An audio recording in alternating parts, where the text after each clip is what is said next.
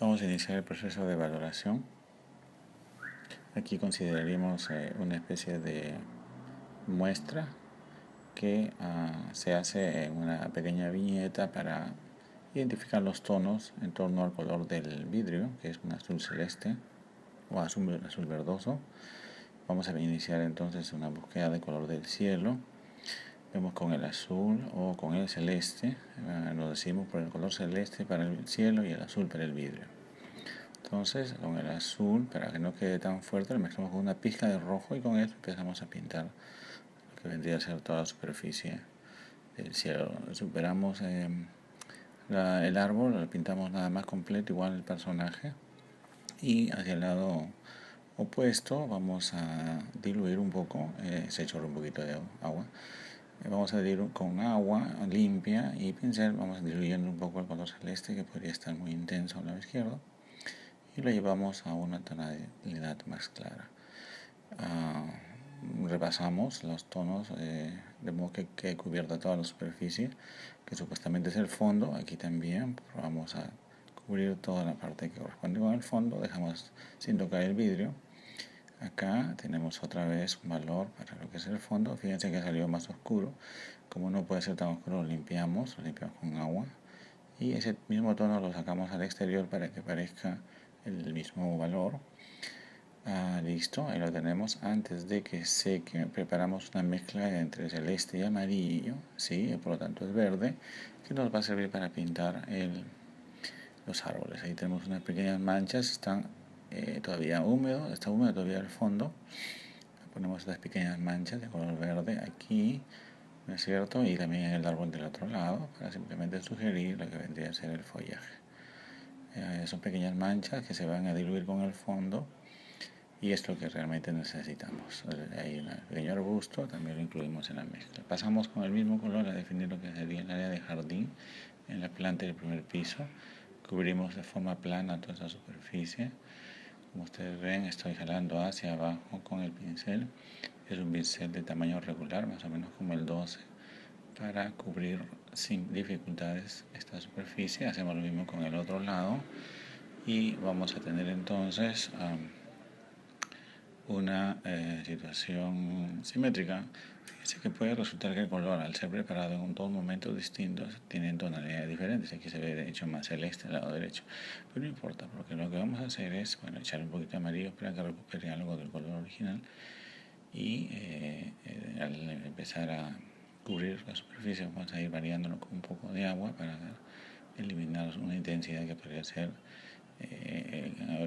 la que origine una diferencia de tonos muy marcadas entre ambos lados, y además agarramos y con ese color valoramos ciertos fragmentos del otro lado para que el mismo color que hemos creado al lado derecho esté en el izquierdo y por lo tanto haya una armonía, que no se vean como dos cosas completamente distintas.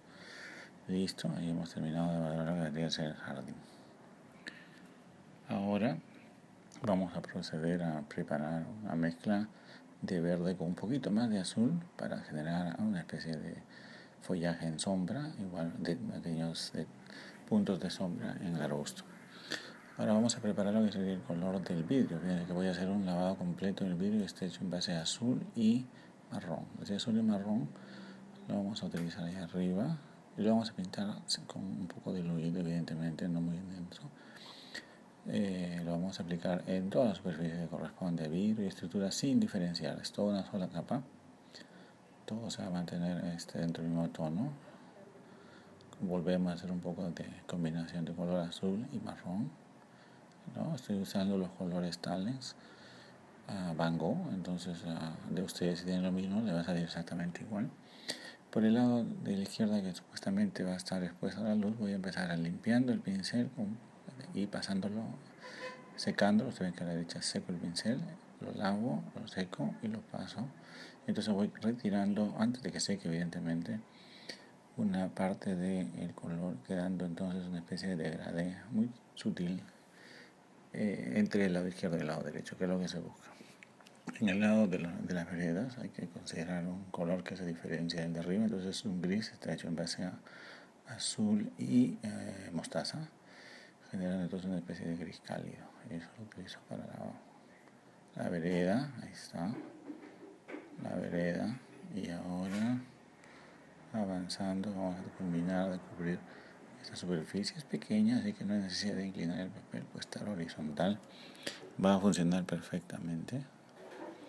Simplemente arrastro el color hasta donde necesito para dar por terminada la aplicación de este tono de piso diferenciado, sin tocar el interior de la vitrina, que las voy a hacer de un color más claro aún. Ahora, bueno, voy a utilizar el mismo gris que utilicé arriba para valorar la curva de la cúpula. El lado también va a ser modificado con el pincel con agua, básicamente limpio en realidad, que se pasa en la zona que correspondería a la área más iluminada y vamos entonces retirando color.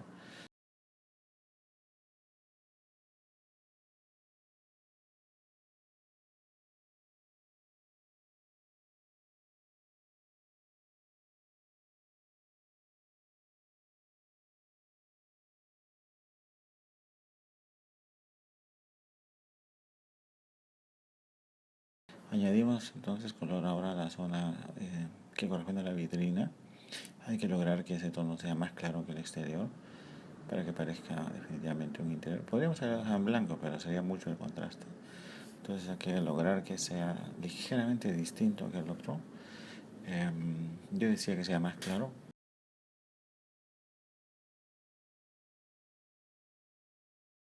Entonces, como veo que se parece mucho, voy a utilizar la misma técnica de retirar el color con el pincel con agua, humedecido. No tiene que tener mucha agua, si no se esparce, no tiene que estar simplemente húmedo. Ahora empiezo utilizando una mezcla de azul con celeste con amarillo. Voy a utilizar una especie de verde, ¿verdad? Y empiezo con la zona más oscura, allí donde estaría el cambio entre zona iluminada y sombra y zona en penumbra. Hacia la derecha la penumbra, hacia la izquierda la zona iluminada. Entonces voy haciendo, como noto que ese color del primer eh, espacio está muy oscuro, le retiro un poco con el pincel. Continúo entonces aplicando la mezcla en cada uno de estos espacios, dejando la estructura con el color gris que habíamos definido inicialmente. Se va progresivamente añadiendo un poquito de agua a la mezcla, de modo que el color va diluyéndose. Aquí hay que limpiar un poco, ¿verdad? Para que sea el tono igual. En teoría estamos avanzando hacia la sombra, o sea, si sale todo medio oscuro, pues tampoco hay mucho problema. Vamos marcando estas áreas de vidrio oscurecidas hacia el lado derecho, son básicamente planas. La modificación va a ir en términos genéricos, por ejemplo, si ahí es un poquito más claro que el original, tiene un poquito más de agua, ¿no? Entonces eso también está un poco más claro, como se ve ahí. Está todo más claro, ese también es más claro que el anterior, tratando de sugerir a través de esta modificación tonal una noción de curvatura y por lo tanto de variante en la intensidad del vidrio.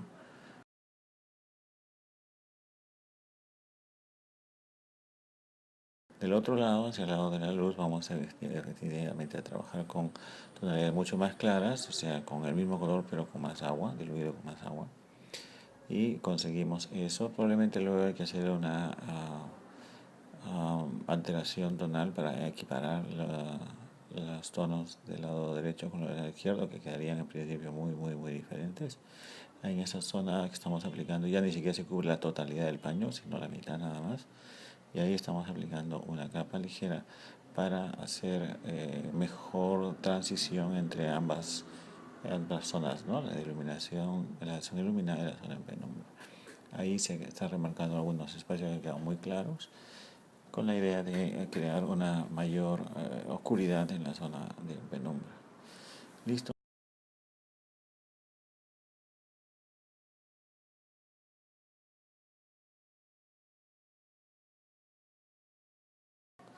La primera planta aplicamos los grises, como en el caso de plano de techos y la elevación, ¿no? Grises. Y luego pues estamos aplicando el mismo gris para toda la superficie, como siempre. Vamos a aplicar el verde celeste que va a ser la tonalidad utilizada en los vidrios. Ahí se puede ver que estamos otra vez utilizando este tono en la zona más oscura, incluso haciendo una bella variante entre la zona que está más cerca y la que está más lejos, siendo más intensa la zona que está más cerca y más clara la que está más lejos. Ahí más intenso, más claro conforme la curvatura se va yendo hacia la derecha, ¿no? Hasta que prácticamente ya no se nota ninguna diferencia. Y arriba es más obvia la parte iluminada, que queda casi como el color gris original.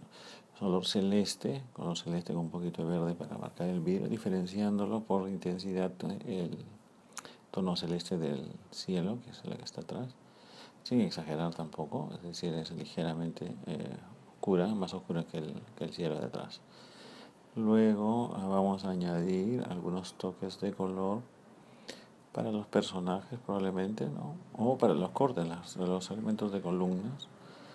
Esos, ¿no? Van a estar remarcados con un color notorio, intenso, rojo, carmín, en las columnas y en las estructuras metálicas que sostienen toda la armazón de vidrio. Ahí ustedes pueden apreciar entonces cómo se diferencian esos elementos en corte. Luego voy añadiendo algunos tonos suaves para diferenciar las personas del resto de los colores que se han utilizado. Normalmente son unos colores grises un poquito más oscuros, con algunas variantes de color como rojo, mostaza, amarillo, verde, azul. El procedimiento es como en cualquier caso de acuarela: primero una sombra general para todo, prácticamente sin mayor detalle, manchita, ¿no? Y a esta luego se le va añadiendo algunas tonalidades para distinguir entre zona iluminada y zona en penumbra o sombra. Ahí tenemos entonces colores que están tirados hacia el violeta, hacia el azul. La idea es que estos pequeños personajes van a permitir evaluar visualmente la escala del objeto que estamos representando. Igualmente, para asentar el árbol a la tierra se necesita pues, de dotarle de alguna estructura que vendría a ser sus troncos y sus ramas, ¿no? Entonces el mismo color azul violeta, azul con carmín, va a servir para poder delinear estos elementos. Un pincel que debe ser delgado, como el 04 que estoy utilizando ahí, 04 de Rembrandt. Ven ustedes que es un color violeta. Ese color va a servir para crear sombras, por ejemplo, de los personajes sobre el muro del fondo, sombras también en algunas partes del follaje de los árboles, en lo que tan plano, es lo que le añadimos eso violeta por el arbusto, para lo que vendría a ser el vidrio debajo del techo de vidrio, ¿no? Y acá esto para evidenciar que hay una especie de vereda por encima de la superficie del jardín, entonces genera una especie de sombra.